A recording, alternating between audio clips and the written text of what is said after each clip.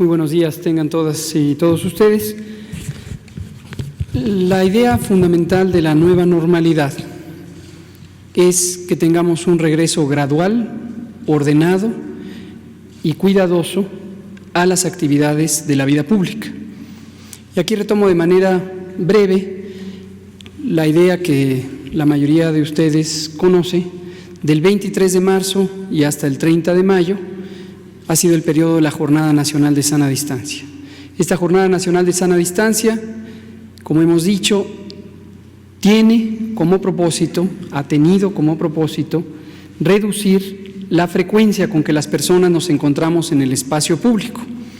El espacio público es un campo muy abierto que básicamente es todo lo que no es nuestra casa. Salimos a la calle, tomamos el transporte público, llegamos al trabajo, vamos a la escuela de los hijos o la propia, vamos a comprar alimentos, acudimos a un parque público. Cualquiera de estas situaciones es el espacio público, las playas, los jardines, los campos. Y en ese espacio público pasamos una cantidad muy sustancial del tiempo junto con otras personas. En casa hay familias más extensas, hay familias más pequeñas, pero en casa estamos en contacto con pocas personas. En el espacio público solemos estar en contacto con muchas personas. Entonces, la Jornada Nacional de Sana Distancia, ese fue el propósito, que al no estar abiertos los espacios públicos de trabajo, de educación y de recreación, se disminuye el contacto entre personas. Queda claro que cuando decimos recreación es un conjunto muy amplio y muy diverso de actividades sociales, culturales y de otro tipo. Entonces, es muy importante tener en cuenta cómo funcionó y por qué funcionó la Jornada Nacional de Sana Distancia para entender lo que significa ahora la nueva normalidad. Al reducir la movilidad en el espacio público, como hemos comentado y hemos mostrado con base en los datos, logramos reducir hasta 81% el punto máximo de casos que se hubieran presentado en la Ciudad de México, que ha sido el elemento más ilustrativo de la epidemia, porque en la Ciudad de México y el Valle de México en general se presenta la mitad de los casos de esta epidemia. Es muy importante tener claro que la epidemia sigue, la epidemia no ha concluido. Y como hemos dicho repetidamente, la epidemia le faltan todavía varias semanas. La epidemia de COVID en México todavía tiene que completar varios ciclos de transmisión en distintas partes del país. Hemos usado repetidamente la curva epidémica del Valle de México porque es donde está la mayor cantidad de casos. Ahí fue donde dijimos el pico máximo se dará entre el 6 y 8 de mayo y posteriormente empezará a descender, cosa que ha ocurrido. Pero no debe nadie confundirse con que la epidemia en el conjunto del país haya llegado a su pico máximo y esté en descenso. No es el caso, no es el caso. ¿Qué quiere decir la nueva normalidad? Le llamamos nueva porque las actitudes, los comportamientos que tenemos que tener respecto a la prevención y específicamente a una serie de medidas de higiene en nuestra persona y con respecto a otras personas son elementos que no se pueden quitar y muy probablemente no deberemos quitar en muchos años, porque nos permitirán convivir con este nuevo virus, no solo en México, sino en todo el mundo, en la medida en que esta pandemia durará todavía un número indeterminado de meses, pero seguramente varios, muchos, en todo el mundo. Cuando terminen los ciclos de transmisión en México, seguirá habiendo transmisión en otras partes del mundo. Y en todo momento hay riesgo de que haya un reingreso. Por eso es nueva, porque tenemos que cambiar con respecto a lo que hacíamos antes de que empezara la epidemia. Pero también le llamamos normalidad, porque la vida pública no se puede suspender. La vida pública, trabajar, estudiar, socializar, tiene que continuar, porque si no continúa, existirían graves afectaciones a el bienestar de las personas. Como hemos señalado repetidamente, la mitad de la población de México vive al día en términos económicos. Tiene que salir a tener sus ocupaciones para conseguir el ingreso y con ello el alimento y los bienes básicos para la persona y la familia. Entonces, tiene que continuar la vida pública.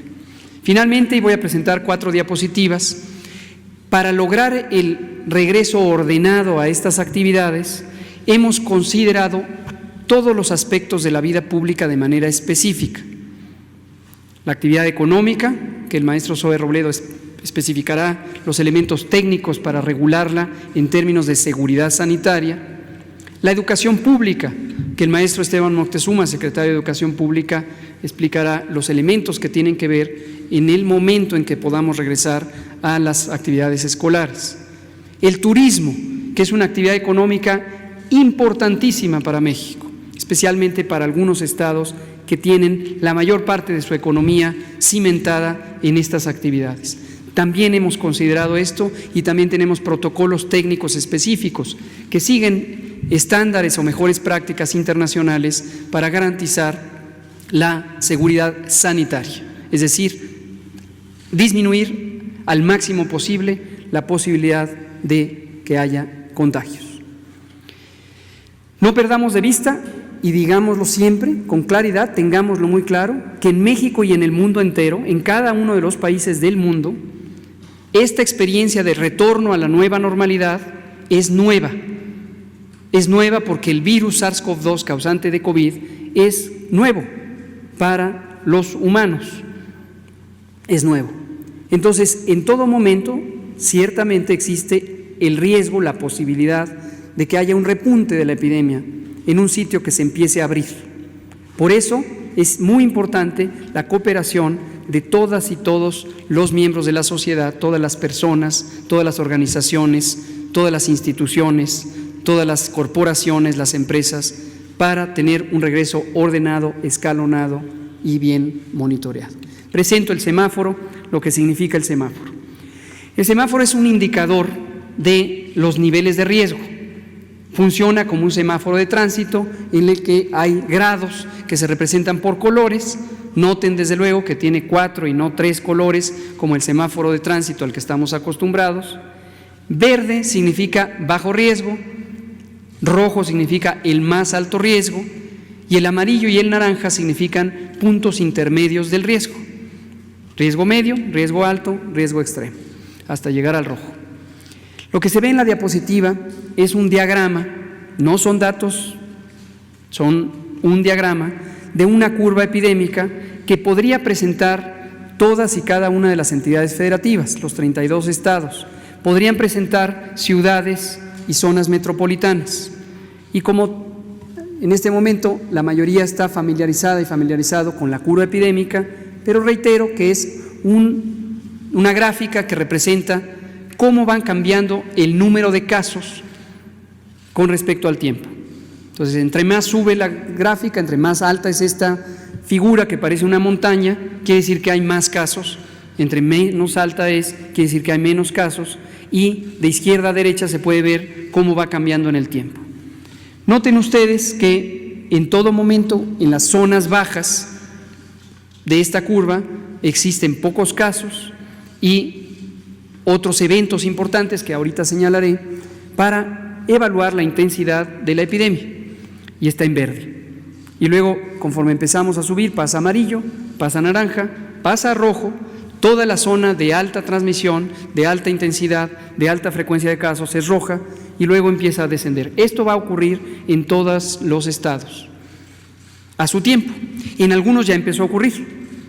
Cancún, por ejemplo, que es la ciudad más representativa del estado de Quintana Roo, ya pasó por esta curva, ya está en una zona de declive, todavía no está en la zona de mayor seguridad, pero ya está en una zona de declive y en pocas semanas seguramente empezará a cambiar de colores hasta llegar al verde.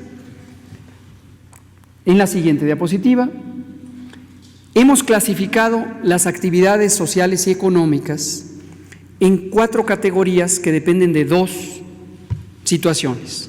La primera es cuál es el valor social de estas actividades, y valor social lo entendemos como que genera desarrollo, genera bienestar, porque se produce una economía que da ingreso a familias, da ingreso a personas, y estas son particularmente importantes cuando ese ingreso se distribuye entre numerosas familias, a diferencia de actividades que generan ingresos pero están concentrados en pocas familias. Son más valiosas las que distribuyen en este sentido. Dos niveles, arriba alto, abajo bajo, en términos del valor social. Y de izquierda a derecha, el número de personas que participan en cada una de estas actividades económicas. Pocas personas, muchas personas, y por supuesto se pueden estimar y contabilizar. Pero para simplificarlo hay 4 categorías: alto y bajo en valor social, alto y bajo en número de personas. Y esto nos da estas 4 situaciones que califican a cada actividad económica. ¿Por qué lo decimos ahorita? Porque iremos anunciando progresivamente qué actividades van a abrir. Cuando se pase al semáforo en color naranja, como ya lo habíamos comentado y como está estipulado en el acuerdo del 15 de mayo, en el diario oficial, en la parte roja solo están abiertas las actividades esenciales. En la parte naranja empiezan a abrir las actividades no esenciales de acuerdo a estos niveles de utilidad pública, valor social y de personas que participan. Entre menos personas participen, mejor en términos epidemiológicos, porque los contagios, y por eso lo dije al inicio, se dan cuando se juntan muchas personas. La siguiente, por favor. El semáforo tiene estos 4 indicadores. Hay unos elementos técnicos muy específicos que ya iremos explicando en las conferencias de la noche de cómo lo evaluamos, pero son estas 4 ideas: cómo va ocurriendo los casos, cómo van ocurriendo las hospitalizaciones, es decir, cómo cambia la curva epidémica, qué porcentaje de ocupación hospitalaria existe en el momento y cómo se van detectando nuevos casos. Conforme se detectan más casos, la epidemia está más activa. La siguiente. Finalmente, el mapa. El resultado de este semáforo se representa en un mapa, y en este mapa se ve cómo están los estados en un momento del tiempo. Esta evaluación se hizo el 28 de mayo, es la más actualizada, es la que entra en vigor el lunes 1 de junio. Este es el estado en que estamos respecto al riesgo epidémico. Y aquí termino con este elemento. Al terminar la Jornada Nacional de Sana Distancia, así está el país, pero, y lo hemos dicho, no se acaban las actividades de seguridad sanitaria. Las medidas de seguridad sanitaria pasan ahora a la vigilancia y control por parte de las 32 entidades federativas, porque ahora el mapa va a ir cambiando estado por estado, y cada estado, de acuerdo a su nivel de riesgo, semanalmente va a ser notificado por la Autoridad Sanitaria Federal cuál es su nivel de riesgo, cuál es el conjunto de actividades que corresponden con ese nivel de riesgo, y los estados serán responsables de establecer las aperturas correspondientes de las actividades que cumplan los criterios que he mencionado de valor social y de cantidad de personas en la vía pública. Y un último elemento de ejemplo es el turismo. Retornando al ejemplo de Quintana Roo, Cancún en concreto, es una de las ciudades que más cerca están de llegar a las zonas de riesgo medio y riesgo bajo, y es muy probable que en las siguientes pocas días, quizá alguna semana, ya podamos anunciar que ha bajado, porque se encuentran sus niveles en descenso, sus niveles de casos, de hospitalizaciones, de ocupación, de detecciones, y entonces podría, y eso es muy alentador, empezar a aplicarse el lineamiento correspondiente para la apertura en el sector turístico, precisamente en la zona de Quintana Roo. Eso es todo, presidente. ¿Qué tal?